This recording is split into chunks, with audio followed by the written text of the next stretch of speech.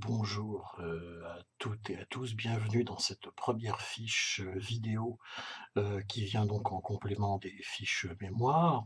Nous sommes donc dans la fiche vidéo du premier cours d'histoire des pays d'Europe centrale et orientale, BYX 501, qui donc a eu lieu le 17 septembre 2018. Donc il s'agit ici de vous redonner oralement les points principaux à retenir de la fiche que vous avez toutes et tous reçue, points qui seront à la fin de cette vidéo illustrés de quelques cartes et de quelques images que nous aurons vues ensemble. Voilà. Alors, donc ce premier cours était consacré à l'Europe centrale à la veille de la guerre de 14-18, histoire de la fin d'un empire, hein. Alors, en premier lieu, je vous redonne la définition de ce qu'est l'Europe centrale, enfin définition prise dans une encyclopédie Hachette, hein, donc rien d'original là-dedans. Il y en a plusieurs, hein, comme je vous l'ai rappelé. Donc c'est un ensemble géopolitique qui est formé par certains États qui faisaient anciennement partie de l'Union soviétique, hein, du temps évidemment de la guerre froide. Alors donc la liste de ces États, c'est les pays baltes pour commencer, c'est-à-dire Estonie, Lettonie, Lituanie. Ensuite, on a vraiment ce qu'on appelle l'Europe de l'Est avec la Biélorussie, l'Ukraine et la Moldavie, et les États qui étaient politiquement liés à cet ancien bloc de l'Est et à ce qu'on appelle l'Europe centrale, évidemment, dans l'entre-deux-guerres, comme on va le voir d'ailleurs pendant les semaines qui viennent, c'est-à-dire la République tchèque, la Pologne, la Hongrie, la Roumanie, la Bulgarie et l'Albanie, hein, voilà. Sans oublier aussi la Slovaquie. Alors, on ajoute à cela enfin, comme je vous l'ai indiqué, les Balkans, hein.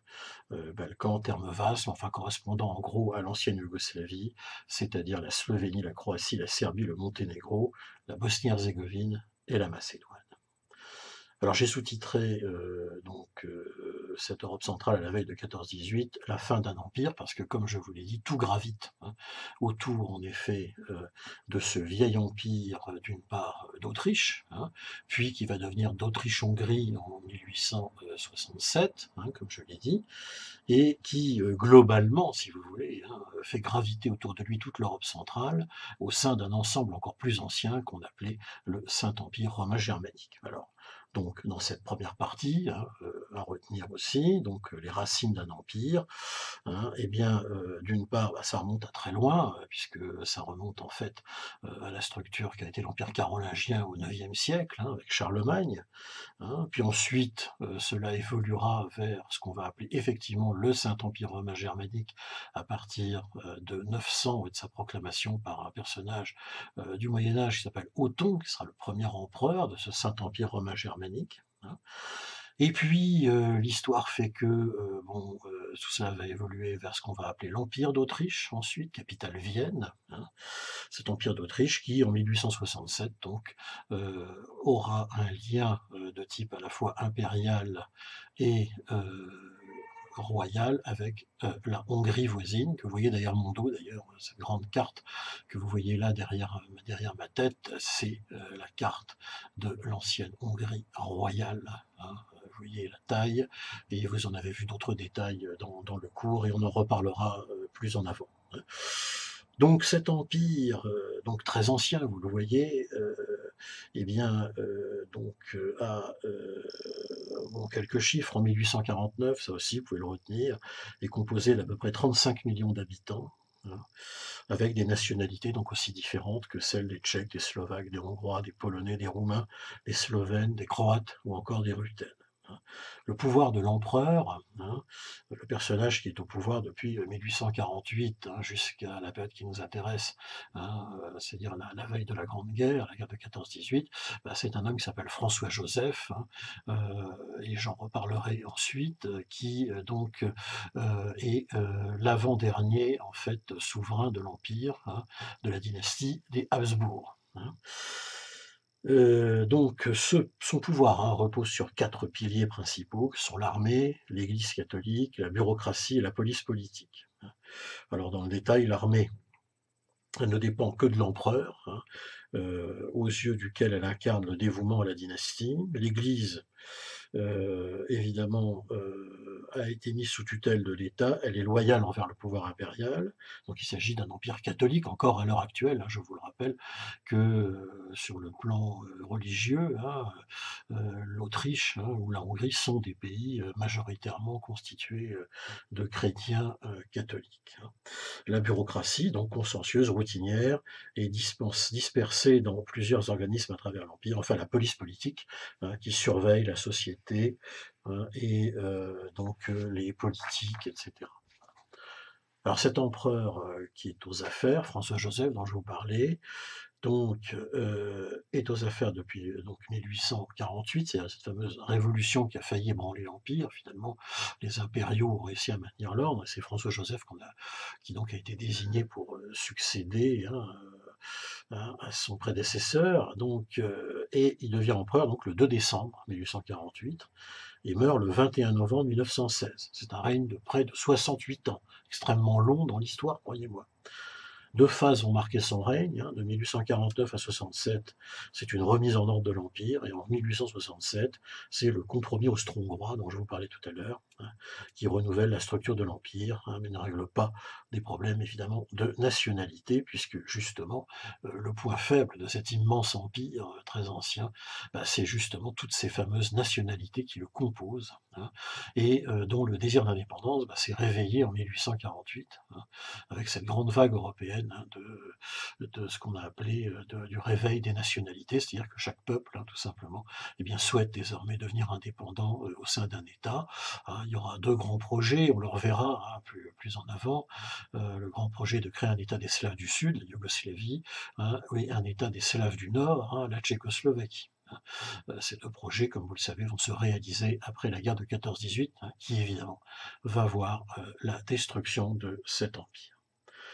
Alors on est donc pour un empire à la veille de la Grande Guerre, hein, dans la deuxième partie de ce résumé, on est vraiment donc on retiendra 4 points importants, hein, qui ont mené à l'explosion, hein, si je puis dire, de tout cet ensemble, hein. Alors, ces points sont les suivants. Donc d'une part, l'exaspération effectivement des volontés d'indépendance des nationalités. Deuxième point, c'est la concurrence économique, hein, qui est de plus en plus importante avec les puissances occidentales. Pour quelle raison? C'est qu'entre-temps, les puissances occidentales de l'époque, c'est quoi, hein? C'est essentiellement la France et la Grande-Bretagne, de très vieilles démocraties. La France parce que c'est la révolution de 1789, bon, il se passe pas mal de choses au XIXe siècle, mais vous le savez, depuis 1870, c'est la Troisième République, hein. Et puis la Grande-Bretagne, c'est une vieille monarchie parlementaire, hein. Et ces deux États-là ont des empires coloniaux tout à fait considérables qu'ils ont constitués au XIXe siècle et qui constituent évidemment une puissance économique importante qui très rapidement va entrer en rivalité avec la jeune Allemagne qui s'est unifiée en 1870, hein, rappelez-vous, sur la liquidation, suite à la liquidation du Second Empire français, et de l'autre côté, bien sûr, le vieil empire, donc qui est, dont on a parlé jusqu'à maintenant, qui est relativement affaibli par ces problèmes de nationalité. Évidemment, troisième point, la course aux armements, hein, effectivement, deux systèmes rivaux, un système central en Europe d'empire, hein, et des démocraties à l'ouest, hein, donc course aux armements, bien sûr, incidents multiples qui vont avoir lieu jusqu'en 1914, et formation, bien sûr, cela va de soi, puisqu'on est dans une époque où il n'y a pas de structure supranationale, hein, il n'y a pas de SDN, il n'y a pas d'ONU, hein, il n'y a rien de tout ça encore. On est encore dans le vieux système des systèmes d'alliance du XIXe siècle, hein. Et donc, deux systèmes d'alliance vont naître. D'une part, la triple alliance, hein, celle des empires, hein. Et c'est quoi? C'est très simple, hein, c'est l'Autriche-Hongrie, l'Allemagne, hein, l'Empire ottoman, hein, et le petit royaume de Bulgarie, hein, effectivement, dont j'ai parlé tout à l'heure dans la liste, hein, des pays d'Europe centrale et des Balkans. Petit royaume de Bulgarie qui cherche à conquérir des territoires dans les Balkans, hein, récupérer un certain nombre de territoires, et effectivement va s'allier avec l'Autriche et l'Allemagne en espérant que cela lui permettra d'obtenir ce qu'elle souhaite. Donc en face, bien sûr, la triple entente, hein, triple entente constituée des puissances occidentales et alliées, hein. Alors, donc, puissance occidentale franco-britannique, et allié, eh bien, c'est qui? Bah, c'est bien loin, là j'en ai pas encore parlé à l'Est, c'est ce fameux empire très ancien lui aussi, qui est l'empire russe, hein. Empire russe qui depuis, 1905, eh bien, est en pleine, convulsion puisque le pouvoir de la vieille dynastie des Romanov est ébranlé. Nicolas II, jeune tsar, donc, a du mal à gérer tout cela et en effet, progressivement, eh bien, la Russie, va se rapprocher des Occidentaux parce que, tout simplement, il s'agit d'une alliance de revers. On va regarder sur les cartes qui seront à la fin, de cette, vidéo, suffisent pour vous le montrer, hein, et celles que je vous ai, distribuées, vous avez reçues aussi, hein. Évidemment, il s'agit de prendre en tenaille ces fameux empires centraux si menaçants. Voilà donc là où nous en sommes, hein, évidemment en résumé, hein, de tout le cours qu'on a eu déjà. Il s'agit que d'une fiche, simplement une fiche, vidéo, de la fiche à retenir, hein, à la veille de, la grande guerre de 14-18. Donc, que va-t-il se passer? Hein? Eh bien, tout simplement, il va y avoir ce qu'on appelle une étincelle, hein, dans ce système d'alliance qui va déclencher le conflit, hein. Ça, vous avez dû le voir dans le secondaire, hein, c'est le fameux attentat de Sarajevo qui se produit dans un petit pays balkanique conquis par l'Autriche-Hongrie en 1908 qui s'appelle la Bosnie-Herzégovine. Et il se trouve que dans sa capitale, Sarajevo, donc annexée à l'Empire, hein, eh bien, l'héritier du trône, hein, donc François Ferdinand, fait une visite officielle. Et voilà qu'il est assassiné. Nous sommes à l'été 1914, il est assassiné par un opposant qui se révélera être serbe, hein, Gavrilo Princip, hein. Et immédiatement, les Austro-Hongrois veulent utiliser, hein, François-Joseph, le conseil impérial autour de lui, le précipite en lui disant d'utiliser ce prétexte pour justement déclarer la guerre à la Serbie, hein. Évidemment, il s'agit d'un acte de guerre que d'assassiner, hein, vous l'avez bien compris, l'héritier du trône de l'Empire, hein, en pleine visite officielle à Sarajevo. Et à partir de là, va se mettre en place ce qu'on appelle le système des alliances, qui va déclencher tout simplement la Première Guerre mondiale. Alors le processus, je vous le rappelle, on l'a vu en cours, vous l'avez aussi dans les fiches qui étaient distribuées, il est le suivant, hein. L'Autriche-Hongrie donc déclare la guerre à la Serbie, évidemment c'est une aubaine pour continuer, pour l'Empire d'étendre, hein, ses possessions dans le sud, hein. Il y a déjà la Croatie qui fait partie de l'Empire, hein, on l'a vu, donc la Bosnie-Herzégovine, sans faire de plus, et puis pourquoi pas s'emparer du petit royaume des Serbes, hein. Donc elle déclare la guerre à la Serbie, seulement voilà, les Serbes, eux, ont une alliance militaire de protection signée depuis bien longtemps avec la Russie, hein. Pourquoi? Parce que ce sont des peuples slaves, orthodoxes, hein, fraternité slave, on verra, c'est un thème transversal dans toute l'histoire, hein, des Balkans, hein, retenez-le, ça ne concernera pas que la question entre les Serbes et les Russes, hein. Donc la Russie, bien sûr, pour protéger la Serbie, déclare la guerre à l'Autriche-Hongrie. L'Allemagne, pour protéger l'Autriche-Hongrie, eh bien, va déclarer la guerre à la Russie, hein. Et la Russie, rappelez-vous, elle est l'alliée de la France et de la Grande-Bretagne, qui, elles, vont déclarer la guerre à l'Allemagne et à l'Autriche-Hongrie pour protéger la Russie. En quelques jours à peine, nous sommes immédiatement, suite à ce coup, cette étincelle dans les Balkans, face à une guerre qui est d'ores et déjà mondiale, si ce n'est déjà, en tout cas dans un premier temps, européenne. Troisième partie, bien sûr, ça va être les conséquences de cette guerre de 14-18. Alors, guerre de 14-18 que l'on verra peut-être plus en avant dans le deuxième cours. Néanmoins, je vous rappelle qu'elle fait quand même deux phases, hein. Une phase de 1914 à 1917 qui va être une guerre dite, comment dire, de tranchées, hein, de position, hein. Français et Allemands vont se faire face pendant environ 3 ans, on le sait. 1917, il y a deux grands événements qui interviennent, hein. D'une part, la révolution bolchevique en Russie, c'est-à-dire la liquidation, il en reviendra, de l'empire des tsars, hein, au profit d'un régime bolchevique avec Lénine, qui deviendra plus tard la Russie communiste, hein, la future URSS, et qui va se retirer du conflit. C'est surtout ça le plus important. Les Franco-Britanniques vont perdre un allié important le 3 mars 1918 avec la paix de Brest-Litovsk. Deuxième événement important, ça c'est plutôt une bonne chose pour les Occidentaux, c'est que les États-Unis et leur poids financier surtout, et aussi quand même militaire naissant à l'époque, va entrer dans le conflit à partir du 2 avril 1917. Tout cela donc se conclut, hein, par, vous le savez, une reprise de la guerre de mouvement, deuxième phase, hein, à partir de 1918. Guerre de mouvement où les puissances centrales vont être prises en tenaille, d'une part par la percée, hein, souvent oubliée, mais je vous l'ai rappelé, puisque à la faveur d'une exposition bientôt organisée sur l'armée d'Orient, hein, cette fameuse corps expéditionnaire, ce fameux corps expéditionnaire occidental, hein, qui se trouve depuis 1915 au nord de la Grèce, commandé à partir de l'année 18 par le général Franchet Desprez, hein, va donc faire une percée victorieuse au sud, hein, ce qui va entraîner dès septembre 1918 eh bien tout simplement la demande d'armistice de la Bulgarie, hein, suivie dès octobre, hein, par celle de la Turquie, hein. Tout le front sud, hein, des puissances centrales s'écroule, ce qui permet, hein, dès l'automne 1918 au maréchal Foch, hein, futur maréchal Foch, de lancer en Occident, sur le front occidental, hein, l'offensive décisive qui mènera au 11 novembre 1918 et effectivement à l'armistice, hein, avec l'Allemagne. Le 3 novembre, l'Autriche-Hongrie, l'Empire, hein, avait avoué, s'était également constitué vaincu, hein, puisque le 3 novembre 18, c'est la signature de l'armistice avec l'Autriche-Hongrie, et le 11 novembre avec l'Allemagne. En quelques mois, en 1918, toute la carte géopolitique, et on le verra la semaine prochaine, de l'Europe va être complètement bouleversée. Complètement bouleversée, et c'est la troisième partie de ce cours, hein, avec les éléments à retenir qui sont que, première chose, l'Empire d'Autriche-Hongrie disparaît de la carte, hein, entre 1918 et 1920, le traité de paix avec l'Autriche, traité de paix avec la Hongrie, hein, vont liquider complètement l'existence de l'Empire, on le verra la semaine prochaine.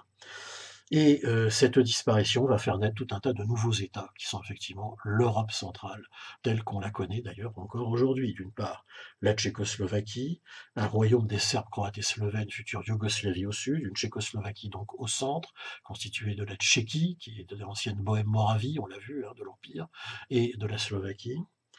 Et puis, au nord, eh bien, 3 États baltes qui réapparaissent, qui avaient complètement disparu depuis plusieurs siècles, puisque finalement contrôlés par la Russie, l'Estonie, la Lettonie, la Lituanie, hein. Et bien sûr, au sud, des États agrandis que sont la Roumanie, hein, par exemple, agrandie notamment, et on le verra,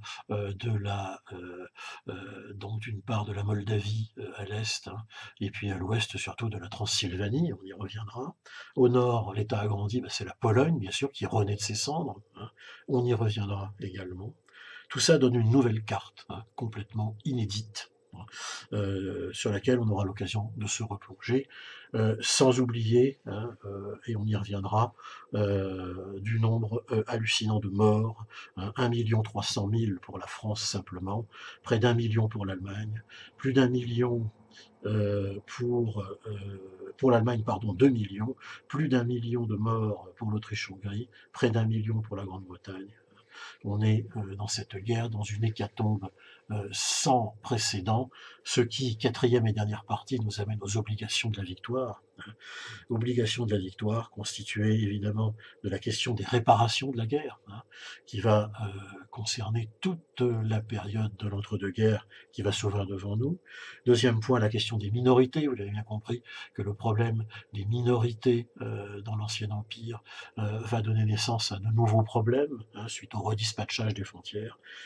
Et troisième point, bien sûr, hein, cette force profonde importante, hein, en histoire des relations internationales qui va être, surtout à partir des années 30, le désir de revanche de l'Allemagne face à ce conflit, puisqu'on le verra, c'est principalement l'Allemagne, hein, qui va être punie, hein, dans ce conflit. L'Empire d'Autriche-Hongrie, il est évidemment, bien sûr, puisqu'il disparaît, hein, mais la question des réparations va réellement poser des problèmes, principalement sur la question allemande qui, même si l'Allemagne est en dehors de la définition de l'Europe centrale, va irriguer absolument toute la période de l'entre-deux-guerres, voire également peut-être celle aussi de la guerre froide. Voilà, je vous remercie pour votre attention. Quelques cartes vont suivre après cette vidéo. Et je vous dis donc à très bientôt pour la deuxième fiche vidéo de ce cours d'histoire des pays d'Europe centrale et orientale. Merci.